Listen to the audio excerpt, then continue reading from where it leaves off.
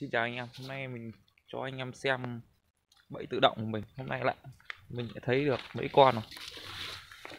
Đây, đây mình treo lên nhé anh em nhé.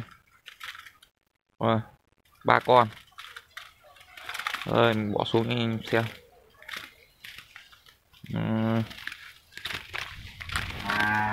Đây, đây nó ăn này các bạn. Đây, nó ăn. Đấy, nó ăn. Nó vào cửa nó ăn. Thế nó trứng nó rơi xuống.